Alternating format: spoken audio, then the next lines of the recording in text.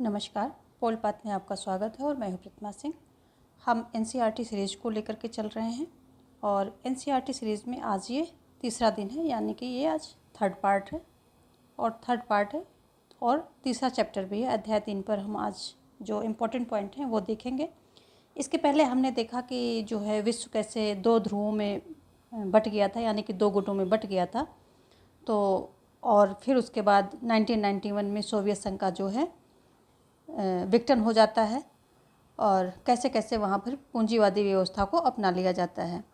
आज हम उसका आगे देखेंगे कि समकालीन विश्व में अमेरिकी वर्चस्व, जब जो है एक गुट जो है पूरी तरह से विकसित होकर के उसका नामो निशान मिट जाता है, तो क्या होता है कि अमेरिका जो है वर्चस्व में आ जाता है, पूरी तरह से ताकत और वर्चस्व के रूप में उभर के आता है। तो आज हम इसके बारे में देखेंगे और यहाँ से आपके, क्योंकि ये एनसीईआरटी में जो भी चीज़ें दी जाती हैं वो सभी इम्पोर्टेंट होती हैं और यहाँ से आपके क्वेश्चन बनते हैं, तो इसलिए इम्पोर्टेंट पॉइंट को सिर्फ एनालिसिस करेंगे हम।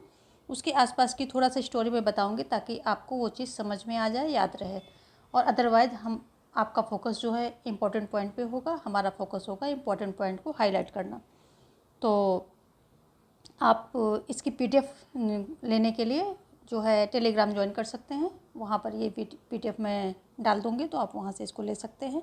प्लस डिस्क्रिप्शन में जो है डेली प्रैक्टिस वीडियो और कोर्स वीडियो, एनसीईआरटी की प्रैक्टिस वीडियो, ये सभी की अलग अलग प्लेलिस्ट लगी हुई है, तो वहाँ से आप सारी प्लेलिस्ट को चेकआउट कर सकते हैं। और अभी जो है हमने मैराथन सीरीज़ भी शुरू की है, तो वो रात में वही 8:30 बजे 8:30 PM पे जो है पब्लिश होती है। और ये वीडियो दोपहर 2 बजे यानी कि 2 PM पर मैं डालने की कोशिश करती हूँ। टाइम की कमी होने के कारण कभी थोड़ा सा टाइम ऊपर नीचे हो जाता है, यानी कि थोड़ा सा लेट हो जाता है, बट यही टाइम मेरा इन दोनों वीडियो का है। तो चलिए देखते हैं। समकालीन विश्व में अमेरिकी वर्चस्व के बारे में बात करेंगे। इससे पहले जब जो है सोवियत संघ का विघटन हो जाता है, तो अमेरिका क्या होता है कि पूरे वर्चस्व में उभर कर के आता है, यानी कि उसका एकमात्र वर्चस्व वहाँ पर बचता है और एक बड़ी ताकत, मतलब सर्वोच्च ताकत के रूप में उभर कर आता है। और यहाँ पर वही चीज़ देखा है कि हमने देखा शीत युद्ध के अंत के बाद संयुक्त राज्य अमेरिका विश्व की सबसे बड़ी ताकत बनकर उभरा। दुनिया में कोई उसकी टक्कर का प्रतिद्वंदी ना रहा, यानी कि सोवियत संघ था वो टूट गया, तो उसके बाद ये अकेला बचा ताकतवर। इस घटना के बाद के दौर को अमेरिकी प्रभुत्व या एक ध्रुवीय विश्व का दौर कहा जाता है। तो ये ध्यान देने वाली बात है कि एक ध्रुवीय दौर, यानी कि शीत युद्ध के बाद जब अमेरिका अकेले ताकत आता है तो उसे एक ध्रुवीय विश्व कहा जाता है। आगे ये इंपॉर्टेंट फैक्ट है, 2001 के सितंबर में न्यूयॉर्क स्थित वर्ल्ड ट्रेड सेंटर पर हमला होता है। तो जब ये अलकायदा और इस पर जो है आरोप जाता है, तो आगे हम देखेंगे। ये एक सिर्फ फैक्ट है, सभी को पता है, लिख दिया है ताकि रिवीजन में आ जाए और आपकी एनसीईआरटी में दिया गया है। तो आगे देखेंगे कि ये इम्पोर्टेंट पॉइंट है, 1990 के अगस्त में इराक ने कुवैत पर हमला किया और बड़ी तेज़ी से उस पर कब्जा जमा लिया। आपको सिर्फ इतना जो है ध्यान रखना है, बाकी चीज़ें समझ लीजिए, ध्यान में रख लीजिए। और बड़ी तेज़ी से उस पर कब्जा किया, यानी कि इराक ने कुवैत पर हमला करके कब्जा किया। इराक को समझाने बिजाने की कई जो है राजनयिक कोशिश जब नाकाम रही, तो संयुक्त राष्ट्र संघ ने कुवैत को मुक्त कराने के लिए बल प्रयोग की अनुमति दे दी। शीत युद्ध के दौरान ज़्यादातर मामलों में चुप्पी साध लेने वाला संयुक्त राष्ट्र संघ, यानी कि जब शीत युद्ध चल रहा था तो इसने ज़्यादातर मामलों में जो है ये चुप्पी साधे रहा और यहाँ पर अनुमति दे दी। ये एक नाटकीय फैसला था या एक नाटक जैसा दिखाने का काम था। तो क्योंकि अब अमेरिका पूरे वर्चस्व में था, एकमात्र ताकत बन के उभरा था, तो ये एक नाटकीय फैसला था, यानी कि सिर्फ दिखाने का फैसला था। अदरवाइज वो वहाँ पर संयुक्त राज्य अमेरिका की हाँ में हाँ मिलाई गई। ठीक है, तो ये बता रहा है कि वर्चस्व उसका इतना बढ़ गया था कि ये जो है उसकी हाँ में हाँ मिला रहा है।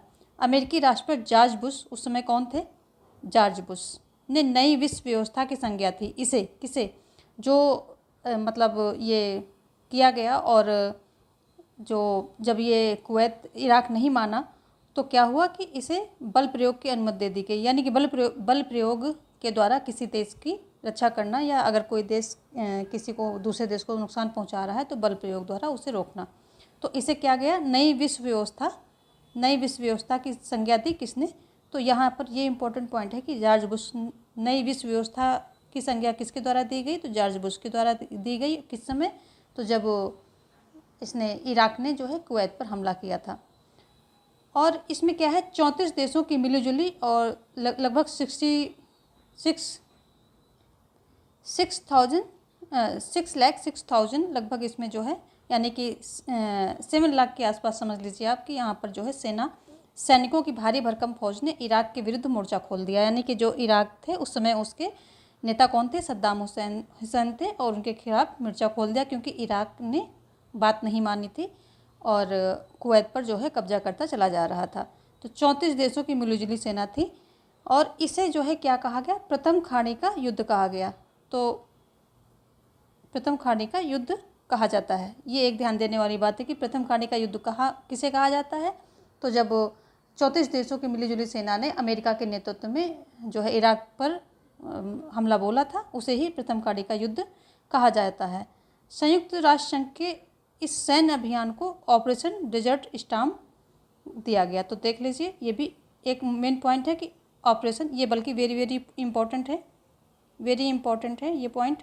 ऑपरेशन डेजर्ट स्टॉर्म किसे कहा जाता है? तो प्रथम खाड़ी का जो युद्ध हुआ था, तो जो संयुक्त राष्ट्र संघ के जो सैन्य अभियान था, किसका अभियान था ये? संयुक्त राष्ट्र संघ का सैन्य अभियान था, जिसमें 34 देशों की मिलीजुली सैनिक थी, जो है सैनिक इसमें शामिल हुए थे और ये ऑपरेशन डेजर्ट स्टॉर्म कहा जाता है। तो इसमें सिर्फ 2 पॉइंट याद रखने हैं कि ऑपरेशन डेजर्ट स्टॉर्म जो है संयुक्त राष्ट्र संघ के सैन्य अभियान का परिणाम था और इसमें 34 देशों की जो है सेना शामिल थी इस सैन्य अभियान में। इतने पॉइंट आपको याद रखने हैं और आगे इसके आगे पीछे की स्टोरी सुन लीजिए क्योंकि थोड़ा सा रिलेट करने में आपको आसानी रहेगी। तो जो एक हद तक अमेरिकी सैन्य अभियान ही था, जो मैंने आपको पहले बता दिया था कि अमेरिका के नेतृत्व में, तो ये एक प्रकार से अमेरिकी सैन्य अभियान ही था। एक अमेरिकी जनरल नॉर्मन श्वार्ज़काउ इस सैन्य अभियान के प्रमुख थे। तो अगर ये जो पूछा जाए कि ऑपरेशन डेजर्ट स्टॉर्म इसके जो है कौन प्रमुख थे, तो अमेरिकी जनरल नॉर्मन श्वार्ज़काउ इस सैन्य अभियान के प्रमुख थे। तो बस इतना ध्यान रखना है आपको, इस सैन्य अभियान के प्रमुख थे। बस जिनको हाईलाइट कर रही हूँ वही पर ध्यान रखना है। और 34 देशों की इस मिलीजुली सेना में 75% जो है अमेरिका के ही सैनिक थे। इसलिए एक प्रकार से इसको अमेरिका का ही सैन्य अभियान माना गया क्योंकि अमेरिका के ही इसमें जो जनरल थे नॉर्मन श्वार्ज़काउ ये प्रमुख थे और 75% इसमें अमेरिका की ही सेना थी। हालांकि वहाँ पर 34 देशों की सेना कही मतलब थी वहाँ पर, जो कि संयुक्त राष्ट्र संघ के सैन्य के अभियान के दौरान मतलब इस अभियान में शामिल हुई थी।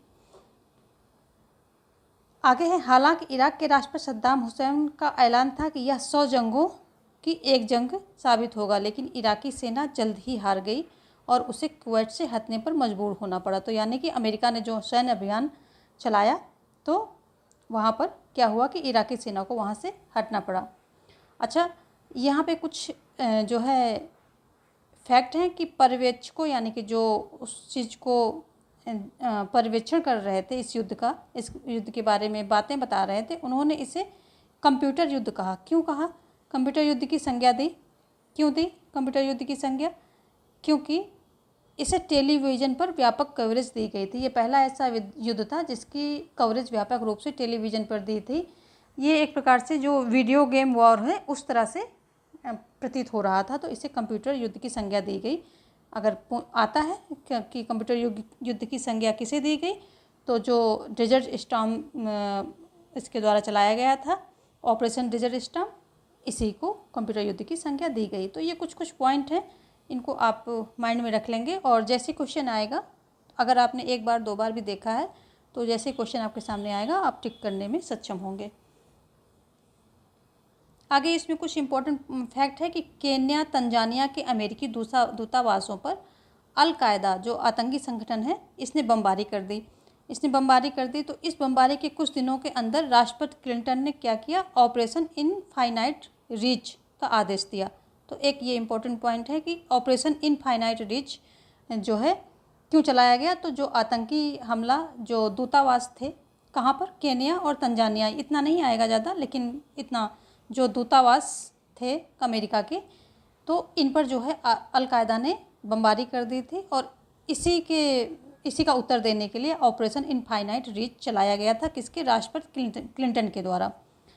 और इस अभियान के अंतर्गत अमेरिका के सूडान और जो अफ़गानिस्तान के अलकायदा के ठिकानों पर कई बार क्रूज मिसाइल से हमले किए गए। तो कई बार क्या किया, जो क्रूज मिसाइल होती उनसे हमले हुए, और कहा जाता है कि इसमें जो है नागरिक के जो ठिकाने थे उन पर भी हमले हुए, और उसमें जो है निर्दोष नागरिक मारे गए। तो इस पर अमेरिका को दोषी भी ठहराया गया, लेकिन अमेरिका इतना ताकतवर हो चुका था कि इन सब बातों से कोई उसका ज़्यादा कुछ बिगाड़ नहीं सका।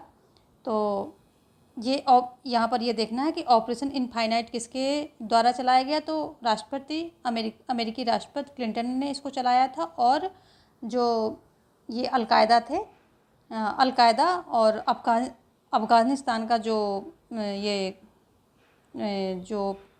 इनका शासन था, तालिबानी शासन, उसके विरुद्ध इन्होंने चलाया था,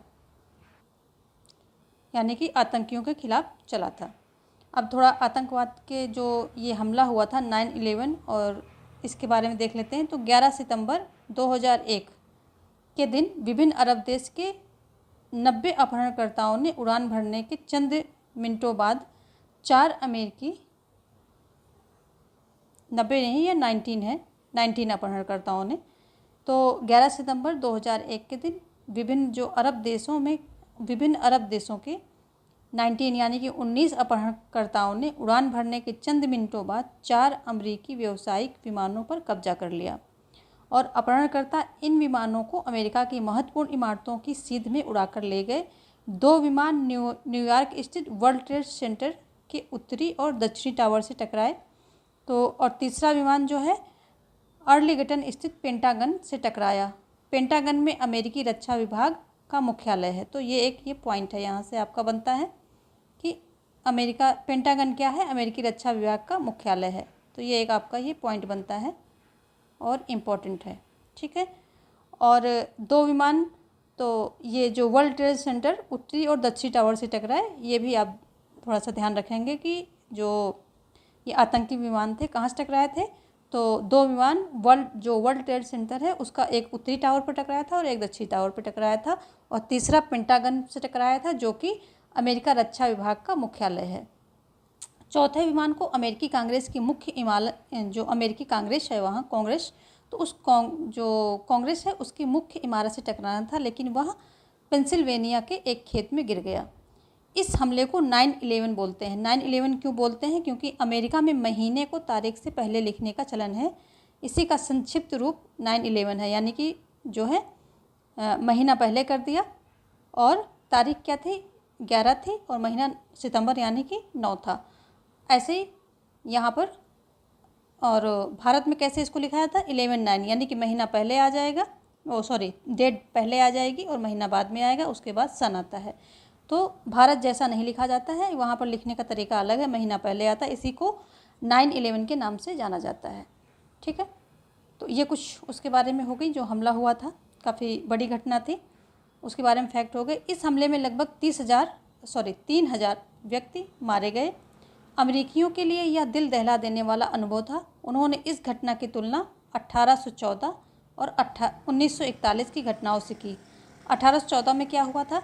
1814 में ब्रिटेन ने वाशिंगटन डीसी में आगजनी की थी। ब्रिटेन जो था, तो वाशिंगटन डीसी में इसने आगजनी की थी, और 1941 में जापानियों ने पर्ल हार्बर, ये दोनों ही घटनाएं काफ़ी फेमस हैं, फिर भी एक बार आप नज़र डाल लीजिए। तो 1941 में जापानियों ने क्या किया था? पर्ल हार्बर पर हमला किया था द्वितीय विश्व युद्ध के बाद, और यहीं से जो है जो अमेरिका था द्वितीय विश्व युद्ध में कूद पड़ा था। तो पर्ल हार्बर पर इसने जो है हमला कर दिया था। जहाँ तक जान माल की हानि का सवाल है, तो अमेरिकी ज़मीन पर यह अब तक का सबसे गंभीर हमला माना जाता है।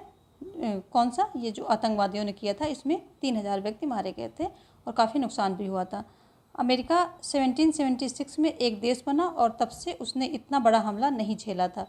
तो ये भी एक यहाँ से पॉइंट है कि अमेरिका कब देश बना? अमेरिका 1776 में एक देश बना था। तो ये कुछ सिर्फ पॉइंट है कि 1914 में ब्रिटेन ने वाशिंगटन डीसी में आगजनी की थी और 1941 में जापानियों ने पर्ल हार्बर पर हमला किया था। अमेरिका 1776 में जो है एक देश बना था। बस इतने ही पॉइंट यहाँ पर जो है इम्पोर्टेंट हैं। चलिए हम देखेंगे आगे का।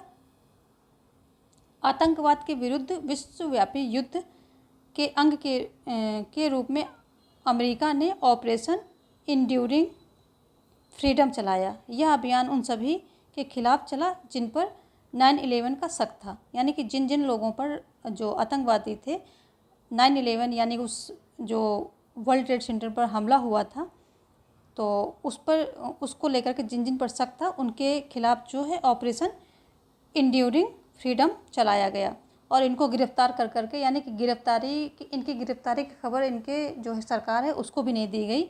शक के बुनियाद पर इनको गिरफ्तार किया गया और निशाना, इस गिरफ्तारी का निशाना क्या था कि कौन किसको किसको गिरफ्तार किया गया। तो ये जो ऑपरेशन था इसमें अलकायदा, अफ़गानिस्तान के तालिबान का शासन, ये जो है दोनों जो इस ऑपरेशन इंड्यूरिंग फ्रीडम था, तो ये क्या था कि अलकायदा और अफ़गानिस्तान का तालिबान शासन इन दोनों के विरुद्ध मेन रूप से चलाया गया था। तो और जिन जिन पर जो है शक था उन सबको इसके मतलब अंदर ले लिया गया। और क्यूबा के निकट अमेरिकी नौसेना का एक ठिकाना ग्वांतानामो में है। तो ये जो है ग्वांतानामो बे, ये है कहाँ है? क्यूबा के पास है। तो क्यूबा के निकट अमेरिकी नौसेना का एक ठिकाना ग्वांतानामो बे है। कुछ बंदियों को वहाँ भी रखा गया था, गिरफ्तार किया था किसके? शक बेसिस पे। शक, और इनको जो है किसी प्रकार की कानून की सुरक्षा नहीं दी गई थी और ना ही इनको अंतर्राष्ट्रीय कानून की सुरक्षा मिली थी, ना ही उनके जिस देश से वो थे उस कानून की सुरक्षा दी गई थी। इनको यहाँ पर रखा गया था। जो संयुक्त राष्ट्र संघ की जो टीम है, संयुक्त राष्ट्र संघ की जो टीम है, उस टीम को भी इनसे मिलने की अनुमति नहीं दी गई, यानी कि उन टीम को भी मिलने नहीं दिया गया। तो इतना ज़्यादा देख लीजिए अमेरिका का वर्चस्व था। इसमें जो कुछ फैक्ट हैं, तो क्यूबा के निकट अमेरिकी नौसेना का कौन सा ठिकाना है? तो ग्वांतानामो बे है। इसी में जो है जो शक के आधार पर गिरफ्तारियां की गई थी, तो कुछ लोग यहाँ पर रखे गए थे जिन्हें कोई कानूनी सुरक्षा नहीं मिली थी। तो ये इतना सा इसमें फैक्ट है। ग्वांतानामो बे आप याद रखें, बाकी क्वेश्चन जैसे ही आपके सामने आएगा आपको सब याद हो जाएगा। आगे क्या होता है कि 2003 में अमेरिका ने ऑपरेशन इराकी फ्रीडम के कूट नाम से, यानी कि ये कूट नाम था, जो है इराक पर सैन्य हमला किया। अमेरिकी अगुवाई वाले कोलिशन ऑफ विलिंग्स, यानी कि आकांक्षियों के महाजोट, कॉलिंग्स ऑफ विलिंग्स में 40 से ज़्यादा देश शामिल हुए। तो ये एक बात है कि कोलिशन ऑफ भी बोल सकते हैं, जहाँ ये कोलिशन ऑफ विलिंग्स में 40 से ज़्यादा देश शामिल हुए थे। संयुक्त राष्ट्र संघ ने इराक पर इस हमले की अनुमति नहीं दी थी। ये देख लीजिए, इसकी अनुमति नहीं दी थी, फिर भी जो है ये अमेरिका ने किया। उसका इतना वर्चस्व बढ़ गया, इतनी ताकत बढ़ गई कि उसने ये चीज़ की अमेरिका की अनुमति न देने के बाद भी। और दिखावे के लिए कहा गया कि सामूहिक संहार के हथियार, यानी कि वेपन्स ऑफ मास डिस्ट्रक्शन बनाने से रोकने के लिए इराक पर हमला किया गया। अमेरिका ने ये बताया सिर्फ नाटक के रूप में, दिखाने के रूप में, कि जो है ये सामूहिक संहार के हथियार जो है इनको बनाने से रोकने के लिए ये हमला किया जा रहा है, लेकिन उसका मकसद कुछ और था। इराक में सामूहिक संहार के हथियारों की जो मौजूदगी थी उसका कोई प्रमाण मिला ही नहीं उसको, और इससे अनुमान लगाया जा सकता है कि हमले के मकसद कुछ और ही थे, जैसे कि इराक में तेल भंडार बहुत है तो उस पर नियंत्रण करना और इराक में अमेरिका की मनपसंद सरकार कायम करना, यानी कि उसकी अमेरिका की मनपसंद सरकार अगर कायम हो गई तो उसी की हुकूमत वहाँ चलती रहेगी इनडायरेक्टली। तो ये सब जो है उसकी मंशा थी, और उसने क्या किया था कि वेपन्स ऑफ मास डिस्ट्रक्शन के बहाने, यानी कि इस वेपन्स सामूहिक संहार के हथियार बनाने को रोकने के लिए ये हमला किया गया है। और इसमें जो है 40 से ज़्यादा देश शामिल थे। इसको कॉलिशन ऑफ विलिंग्स या आकांक्षियों का महाजोट भी कहा जाता है, जिसमें 40 देश शामिल थे, और इसको कौन से ऑपरेशन के नाम से जाना जाता है? ऑपरेशन इराकी फ्रीडम के नाम से जाना जाता है। अमेरिका की अगुवाई में हुआ था। संयुक्त राष्ट्र संघ ने इसमें अनुमति नहीं दी थी। तो 2-3 पॉइंट यहाँ पर हैं कि ये कब हुआ था? 2003 में हुआ था। ऑपरेशन इराकी फ्रीडम 2003 में हुआ था। 40 से ज़्यादा देश इसमें शामिल थे। संयुक्त राष्ट्र संघ ने इसमें जो है सहमति यानी कि अनुमति नहीं दी थी। और किस लिए ये किस बहाने से किया गया था ये? तो सामूहिक संहार के हथियार बनाने के रोकने के बहाने से किया गया था, जबकि वहाँ पर ऐसे कोई प्रमाण मिले नहीं। इनका मकसद था कि तेल भंडार पर नियंत्रण और उनकी पसंद की सरकार कायम करना। आगे देखेंगे हम। जब ये आक्रमण हुआ तो सद्दाम हुसैन की सरकार चली गई, लेकिन अमेरिका इराक को शांत नहीं कर पाया, यानी कि वहाँ जनता में विद्रोह हो गया। अमेरिका के प्रति जनता में विद्रोह हो गया अमेरिका था उसके प्रति, यानी कि जहाँ पर उसने आधिपत्य किया तो वहाँ पर कानून व्यवस्था को नहीं संभाल पाया और जनता ने विद्रोह कर दिया, जनता को संभाल नहीं पाया। निष्कर्ष क्या हुआ कि इराक पर अमेरिकी हमला असफल रहा। अगर हम निष्कर्ष पर पहुँचे इन शॉर्ट में, तो इराक पर जो अमेरिकी हमला रहा वो असफल रहा, जनता ने उसको सफल नहीं होने दिया। आगे देखेंगे कि जो ये वर्चस्व की बात हम करते हैं कि तो ये वर्चस्व है क्या? तो ज़्यादातर इसमें क्या होता है कि जब हम अमेरिका के वर्चस्व की ताकत की बात करते हैं तो कहते हैं एक ध्रुवी विश्व। तो जो ये ध्रुवी शब्द है तो ये कहाँ जियोग्राफी से मतलब लिया गया है, जो इसके लिए बहुत ही उपयुक्त नहीं है। जो हेगेमनी है ये ज़्यादा शब्द उपयुक्त है इसके लिए, क्योंकि हेगेमनी का मतलब ही होता है वर्चस्व, किसी का प्रभुत्व और किसी की ताकत दिखाने का तरीका या ताकत, ऐसा कुछ इससे होता है। तो हेगेमनी शब्द की जड़ें प्राचीन यूनान में है। तो स्टोरी सारी सुनेंगे, लेकिन फोकस जो है आपका कहाँ होना चाहिए? जो मेन फैक्ट है, इम्पोर्टेंट बिंदु हैं, उस पर फोकस होना चाहिए। जैसे कि अर्जुन का फोकस उसकी पूरी चिड़िया पर ना होकर उसकी आँख पे होता था, वैसे ही आपका पूरी स्टोरी सुनेंगे, समझेंगे कॉन्सेप्ट को और फोकस कहाँ देंगे? जो मेन पॉइंट होंगे। तो जो हेगेमनी शब्द है इसको वर्चस्व बोलते हैं हिंदी में, वर्चस्व। तो हेगेमनी शब्द की जड़ें हैं कहाँ? ये प्राचीन यूनान में है। ठीक है, प्राचीन यूनान में हेगेमनी शब्द की जड़ें प्राचीन यूनान में है। इस शब्द से किसी एक राज्य के नेतृत्व या प्रभुत्व का बोध होता है, जैसा कि अभी हमने बताया। और मूलतः इस शब्द का प्रयोग प्राचीन यूनान के अन्य नगर राज्यों की तुलना में एथेंस की प्रबलता को इंगित करने के लिए किया जाता था। तो जैसे कि आज अमेरिका का प्रभुत्व है, उसी प्रकार प्राचीन समय में जो नगर राज्य थे यूनान में, तो उनमें सबसे ज़्यादा प्रबल कौन था? एथेंस था। और ये शब्द जो है हेगेमनी, एथेंस की प्रबलता को इंगित करने के लिए किया जाता था। इस प्रकार हेगेमनी के पहले अर्थ का संबंध राज्यों के बीच सैन्य क्षमता का बुनावट और तौल से है। हेगेमनी से ध्वनित सैन्य प्राबल्य का यही अर्थ है। आज विश्व राजनीति में अमेरिका की हैसियत को बताने में इस्तेमाल होता है, यानी कि जो प्राचीन यूनान में एथेंस की हैसियत बताने के लिए ये शब्द यूज होता था, आज वही अमेरिका की हैसियत को बताने के लिए यूज होता है, यानी कि हेगेमनी या हिंदी में वर्चस्व। जो अमेरिका क्या है, अपनी सैन्य ताकत पर इतने बहुत ज़्यादा जो है ये अपना धन जो है खर्च करता है। अमेरिका के नीचे के कुल 12 ताकतवर देश एक साथ मिलकर अपनी सैन्य क्षमता के लिए जितना खर्च करते हैं, उससे कहीं ज़्यादा जो है अपनी सैन्य क्षमता के लिए अकेले अमेरिका जो है खर्च करता है। तो देख लीजिए, जो अमेरिका के नीचे सीक्वेंस में हैं, जैसे कि ये रूस हो गया और चाइना हो गया, भारत हो गया, मतलब बहुत सारे देश हैं उसके नीचे ऑर्डर में। तो उसके नीचे के जितने 12 देश हैं वो सब मिलाकर जितना खर्च करते हैं सैन्य क्षमता को बढ़ाने के लिए, उससे कहीं ज़्यादा अमेरिका अकेले अपनी जो है सैनिक क्षमता पर खर्च करता है। और इसके अतिरिक्त पेंटागन, जो कि रक्षा विभाग का मुख्यालय है किसका? अमेरिका का। पेंटागन अपनी बजट का एक बड़ा हिस्सा रक्षा अनुसंधान और विकास के मद में अर्थात प्रौद्योगिकी पर खर्च करता है। तो यहाँ पर सैन्य क्षमता और अनुसंधान, इन सब चीज़ों, प्रौद्योगिकी, इन सब पर खर्च काफ़ी किया जाता है। पेंटागन क्या है? अमेरिका का रक्षा मंत्रालय, जो रक्षा विभाग है उसका मुख्यालय है। तो ये देख लीजिए कि जो मतलब 12 ताकतवर देश हैं अमेरिका के नीचे, उनसे ज़्यादा, उन सबको मिला करके उनसे ज़्यादा जो है अमेरिका अकेले खर्च करता है। आगे क्या है, सैन्य कार्रवाई क्षेत्र को विभिन्न कमानों में बांटा जाता है। तो जितने भी जिनके पास सैनिक क्षमता अच्छी है तो उनको विभिन्न कमानों में बांट दिया जाता है।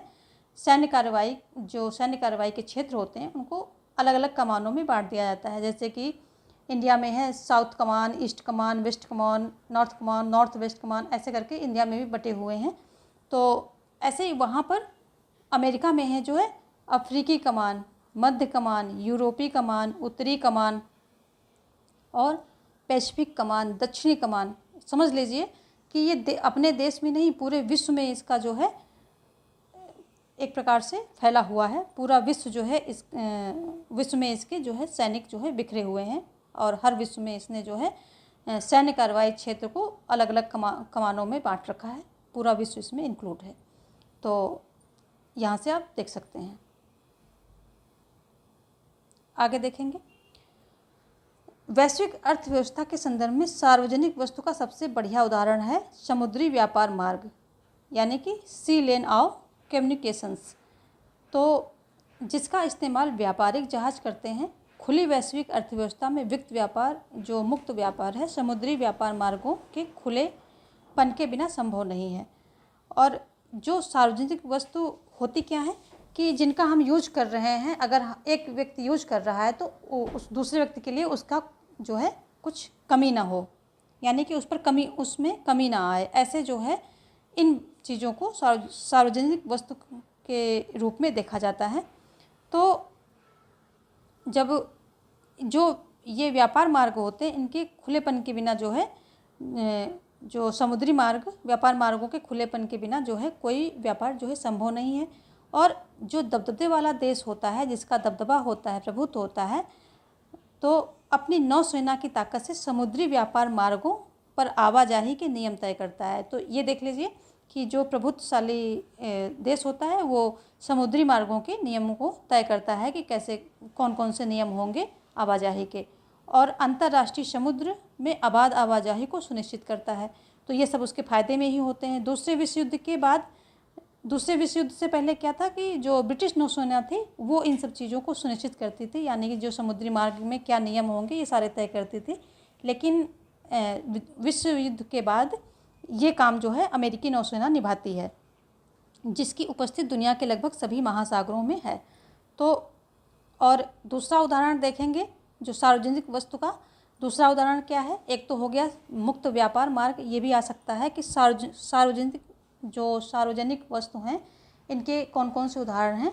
तो ये मुक्त व्यापार और ये हवा और यानी कि शुद्ध हवा और ये सड़कें, ये सारी चीज़ें जो हैं क्या हैं कि ये सार्वजनिक वस्तु होती हैं इसके अंतर्गत आ जाती हैं। तो एक तो समुद्री मार्ग, इस पर जो है वर्चस्व हो गया किसका, अमेरिका का। पहले ब्रिटेन का था, अभी अमेरिका का हो गया है। और दूसरा उदाहरण हम इंटरनेट को ले सकते हैं। इंटरनेट अमेरिकी सैन्य अनुसंधान परियोजना का परिणाम है। आप सभी जानते होंगे, यदि थोड़ा सा आप इंटरनेट के बारे में उसकी हिस्ट्री के बारे में जानते होंगे तो आप सबको ये पता होगा कि इंटरनेट क्या है। इंटरनेट अमेरिकी सैन्य अनुसंधान परियोजना जो थी उसका परिणाम है, जो कि 1950 में शुरू हुई थी। और अभी हालांकि ये जो है पूरे विश्व में ये चीज़ें जो हो इस पर अनुसंधान हो रहे हैं, की जा रही, बढ़ रही हैं, लेकिन फिर भी अधिकांश जो उपग्रह हैं अमेरिका के हैं। तो ये जो है दूसरा सार्वजनिक वस्तु का उदाहरण है, ये इंटरनेट है, जिस पर भी जो वर्चस्व किसका है, अमेरिका का ही है। विश्व की जो अर्थव्यवस्था है उसमें अमेरिका का 21% की हिस्सेदारी है। तो ये एक फैक्ट है, इसलिए यहाँ पे लिख दिया कि 21% की हिस्सेदारी अमेरिका की है जो विश्व की अर्थव्यवस्था है। दूसरे विश्व युद्ध के बाद ब्रेटन वुड प्रणाली कायम हुई। ब्रेटन वुड प्रणाली कायम होती है और ये ब्रेटन वुड प्रणाली आज भी विश्व की अर्थव्यवस्था की बुनियादी संरचना का काम कर रही है। तो जो अगर हम कहें कि ब्रेटन वुड प्रणाली में किसका जो है नेतृत्व था, किसका मेन रोल था, तो वहाँ भी अमेरिका का ही था। इस तरह हम विश्व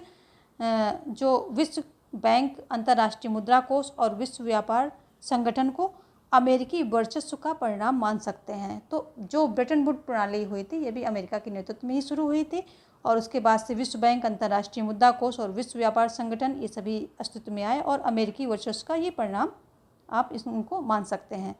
तो यहाँ पर फैक्ट यहाँ अलग लिख दिया है कि दूसरे विश्व युद्ध के बाद ब्रेटन वुड प्रणाली कायम हुई थी। अगला है, आगे देखेंगे कि जो ये ढांचागत वर्चस्व में इसको ले सकते हैं आप, ढांचागत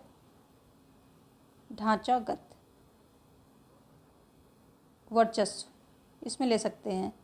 अमेरिका का मानना है कि जो ये यानी कि जो उद्योग वगैरह करते हैं, हम मैनेजमेंट करते हैं, ये भी एक स्किल है, इसकी भी जो है शिक्षा यूनिवर्सिटी में ली जा सकती है। सबसे पहले ये जो है विचार अमेरिका के अंदर ही उत्पन्न हुआ और वहीं पर इसको फॉलो किया गया। बाद में विश्व में जो है MBA की डिग्री को इतना महत्व मिला, बहुत सालों के बाद में ये सब चीज़ें पूरे विश्व में फैली। जो यूनिवर्सिटी ऑफ पेंसिल्वेनिया में वॉहर्टन स्कूल के नाम से विश्व का पहला बिजनेस स्कूल खुला। तो कहाँ पर खुला? जो विश्व का पहला बिजनेस स्कूल है वो कहाँ पर है? यूनिवर्सिटी ऑफ पेंसिल्वेनिया में, जो वॉहर्टन स्कूल के नाम से। तो जो पेंसिल्वेनिया जगह जहाँ पर कि वो जहाज़ गिरा था चौथा, जो कि टकराने वाला था, तो वो कहाँ गिरा था? पेंसिल्वेनिया में ही गिर गया था। तो यूनिवर्सिटी थी, पेंसिल्वेनिया की यूनिवर्सिटी में वॉहर्टन स्कूल के नाम से जो है एक वहाँ पर बिजनेस स्कूल खुला है, जो पहला बिजनेस स्कूल है विश्व का। इसकी स्थापना कब होती है? 1881 में हुई थी और ये अमेरिका में है, अमेरिका में क्योंकि हम अमेरिका की ही बात कर रहे हैं। और वो जहाज़, जो चौथा जहाज़ अपने मंजिल पे, मतलब जहाँ निश्चित मंजिल पर न गिर के पेंसिल्वेनिया में ही गिरा था। तो ये अमेरिका में 1881 में इसकी जो वॉहर्टन स्कूल है, बिजनेस स्कूल, इसकी स्थापना हुई थी। और MBA के शुरुआती पाठ्यक्रम कब हुए थे? जो 1900 में आरंभ हुए थे। और अमेरिका के बाहर MBA के किसी पाठ्यक्रम की शुरुआत 1950 में ही जाकर हो सके, यानी कि बहुत देर बाद हुई। और 1950 में बाकी विश्व के जो है क्षेत्रों में, यानी कि देशों में हुई थी, जो विश्व के अन्य देश थे। 1950 शुरुआत हुई थी। इसकी शुरुआत जो है 1900 में अमेरिका में हो गई थी, पाठ्यक्रम की शुरुआत। और इस स्कूल की स्थापना 1881 में हो गई थी।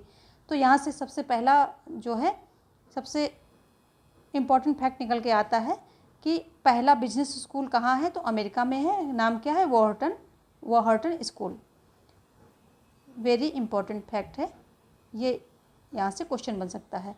और ये है कहाँ? तो यूनिवर्सिटी ऑफ पेंसिल्वेनिया में है ये। 1881 में इसकी स्थापना होती और 1900 में जो है पाठ्यक्रम का स्टार्ट होता है और 1950 में जाकर के किसी अन्य देश में इसकी जो है पाठ्यक्रम की शुरुआत हो सकी। तो अगर हम अमेरिकी वर्चस्व की बात करें तो ये 3 प्रकार के वर्चस्व यहाँ पर देखने को मिलते हैं। एक तो सैन्य शक्ति के अर्थ में, दूसरा ढांचागत ताकत के अर्थ में, जो कि हमने अभी बताया कि ये जो क्या है आपका, ये यूनिवर्सिटी, इन्होंने माना कि बिजनेस स्कूल जो है होना चाहिए और पेशा करने की स्किल यूनिवर्सिटी में, यानी कि यूनिवर्सिटी में सीखी जा सकती है। ये सब विचार कहाँ आए? ये अमेरिका में आए और यहीं से एक ढांचा तैयार हुआ कि ठीक है, इसकी डिग्री ली जाएगी, इसकी इतनी इम्पोर्टेंस है। अमेरिका ने इसको इम्पोर्टेंस दी तो पूरे विश्व ने इसको इम्पोर्टेंस दी। आज विश्व के जो है सभी देशों में MBA की डिग्री दी जाती है और इसको एक बहुत ही नोबल जॉब भी माना जाता है।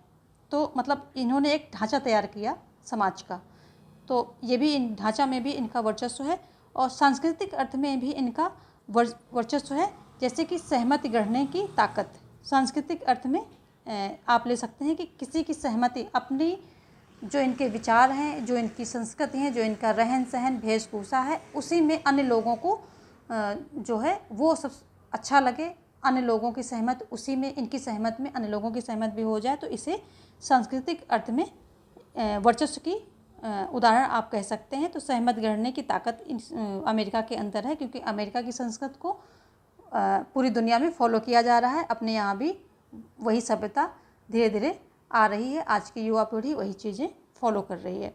और सामाजिक इसका क्या होता है, जो सांस्कृतिक वर्चस्व की बात करें अगर सांस्कृतिक अर्थ में, तो सामाजिक, राजनीतिक और विचारधारा के धरातल पर किसी वर्ग की बढ़त या दबदबा, ये इसका एक जो है मीनिंग हो जाएगा। तो ये हमने देख लिया कि अमेरिका के वर्चस्व जो है कैसे कैसे रहे हैं, किन किन बातों में रहे हैं। उसके अंतर्गत, वर्चस्व के अंतर्गत हमने कुछ फैक्ट भी देखे मेन, कुछ जो है ऑपरेशन भी देखे। और अब हम देखेंगे भारत अमेरिका संबंध। तो भारत अमेरिका के जो संबंध हैं वो आज के दायरे में काफ़ी जो है मधुर हो रहे हैं, आगे बढ़ रहे हैं और घनिष्ठ हो रहे हैं, सभी को पता है। तो इसमें कुछ फैक्ट देख लेते हैं, बाकी चीज़ें आपको पता हैं। तो सॉफ्टवेयर के क्षेत्र में भारत के कुल निर्यात का 65% अमेरिका को जाता है और बोइंग के 35% तकनीकी कर्मचारी भारतीय मूल के हैं। तो अगला है 3 लाख भारतीय सिलिकॉन वैली में काम करते हैं। अगला है उच्च प्रौद्योगिकी के क्षेत्र में 15% कंपनियों की शुरुआत अमेरिका में बसे भारतीयों ने की है। तो ये सारे फैक्ट हैं जो कि अमेरिकी नागरिक वहाँ पर रह रहे हैं, काम कर रहे हैं और कंपनियों की शुरुआत कर रहे हैं, उसके बारे में। अमेरिका और भारत के संबंध में जो कुछ आलोचक हैं, यानी कि जो पर्यवेक्षक हैं, वो कुछ ऐसे हैं, वो कहते हैं कि भारत को अमेरिका से दूर रहना चाहिए, क्योंकि वो एक ताकतवर देश है और मतलब उसका वर्चस्व है, वो अपनी शक्ति का इस्तेमाल भारत के विरुद्ध कर सकता है, यानी कि भारत को उससे नुकसान हो सकता है। तो भारत को उससे दूरी बना करके रखने में ही भलाई है। लेकिन दूसरा विचारक का जो है तबका ऐसा है, एक और गुट है जो कहता है कि नहीं, अमेरिका के वर्चस्व को भारत अपने फ़ायदे के लिए यूज कर सकता है, तो उससे उसकी संबंध और मित्रता जो है बढ़ानी चाहिए, यानी कि भारत को अमेरिका के निकट जाना चाहिए। तो 2 विचारक के गुट हैं, दोनों के अलग अलग जो है विचार हैं और मतलब अपना अपना विचार रखते हैं। लेकिन अगर हम कंक्लूजन में देखें तो आज हम एक विश्वग्राम में रह रहे हैं, पूरी दुनिया जो है कनेक्टेड हो चुकी है, एक विश्वग्राम में रह रहे हैं। और किसी ग्राम का, यानी कि इस विश्वग्राम का चौधरी अगर थोड़ा सा क्या हो जाता है कि निरंकुश हो जाता है या कुछ उल्टे सीधे फैसले काम करता है, तो हमारे पास ऑप्शन नहीं है कि हम उस ग्राम को छोड़कर जाएं, क्योंकि वही एक ग्राम ही है। विश्व पूरा ग्राम बन चुका है, वही एक ग्राम है, यानी कि वही एक गांव है हमारे रहने के लिए। तो हम छोड़ के जा नहीं सकते हैं उसको। हमारे पास एक ही ऑप्शन बचता है कि हम उसका प्रतिरोध करें, यानी कि कोई गलत कर रहा है तो आवाज़ उठाएं, मिलके आवाज़ उठाएं। तो हमारे पास यही एक ऑप्शन बचता है, निष्कर्ष में देखें जा कर के। तो आज का ये चैप्टर यहीं पर कर लिया। इम्पॉर्टेंट पॉइंट पे आपको जो है नोट्स बना लेने हैं, बाकी चीज़ें माइंड में आपके आ गई होंगी। इतनी स्टोरी सुन करके माइंड में आपके आ गई होंगी। जो इम्पोर्टेंट पॉइंट बनाए हैं उनके आप शॉर्ट नोट जो है अपने पेपर में लिख लेंगे, तो वो लास्ट टाइम में रिवीजन करने में आ जाएंगे। जैसे आप उनको जो कीवर्ड्स हैं वो देखेंगे, आपको पूरी स्टोरी याद आ जाएगी। और स्टोरी तो वैसे भी याद रहती, फैक्ट ही हम थोड़ा सा भूल जाते हैं। तो वो आपके बिल्कुल शॉर्टेस्ट नोट्स तैयार करने हैं, ताकि लास्ट में 10 मिनट में आपकी एनसीईआरटी जो है पूरी प्रिपेयर हो जाए। तो आपके अपने नोट्स होने चाहिए, ऐसा मैं उम्मीद करती हूँ। आप हमेशा पेन और पेपर के साथ ही बैठेंगे जब भी हमारी ये क्लास ले रहे होंगे। तो इसी के साथ हम यहीं पर बंद करेंगे इसको, और कल मिलते हैं एक और टॉपिक के साथ, कुछ और इम्पोर्टेंट फैक्ट के साथ। धन्यवाद।